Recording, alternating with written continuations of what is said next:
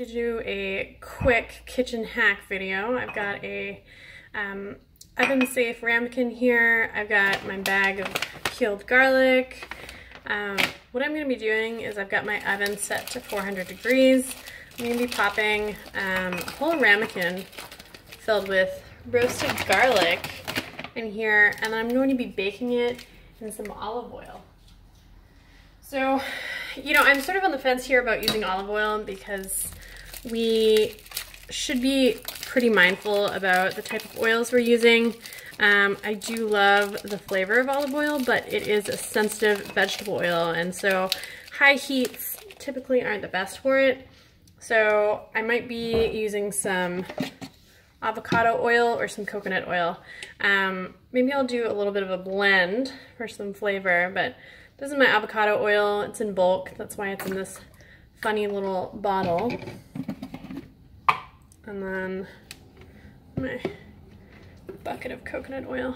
So, you know, a little bit of a pro tip here, when you can smell something and it gets like really fragrant, it's almost done.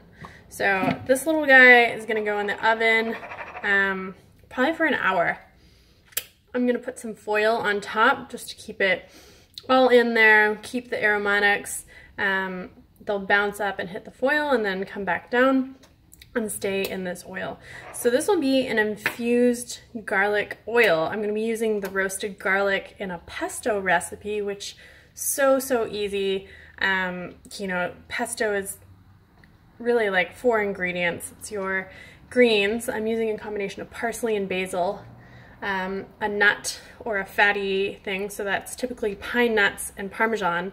I'm using hemp seeds today, and then an acid. So you can either use apple cider vinegar or you can use a lemon to really brighten it up, salt and pepper. Really straightforward. I just throw that all in my food processor. So these roasted garlic cloves, a few of them are going to go in my pesto, and then the rest are going to go in my fridge, and I'll use them for a stock recipe that I'm working on next to the stove, and I'll be using them in soups and all sorts of really good things. It's really nice to have this flavor base for other recipes. So I could be using this in multiple things this week. One of them is a breakfast staple for me, which is my breakfast sauteed greens, and having this like roasted garlic oil and the roasted garlic pieces makes it so easy. All right, guys, I'm gonna jump off here, but typically I'm gonna test it out and see if 400 at an hour with some foil is the right amount. I am kind of an intuitive cooker, which is frustrating for those of you who want all the instructions and step by step, but the key is to pay attention. So I'm doing a little bit of multitasking here. I am setting a backup timer to check and see how it's going halfway through, make sure the oil is completely submerging the garlic. This added little coconut oil will fill up the extra space. As you can tell, it's just really like this guy that isn't totally submerged.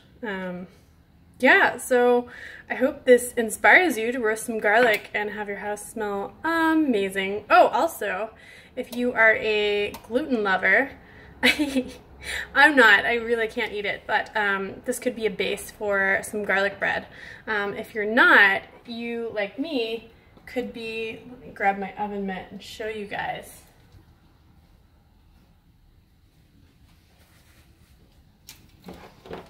This is the yam toast that I just made. So I sliced a yam, this is one whole yam, into like thin pieces like this, and then I baked it for 20 minutes at 350. The oven's hot.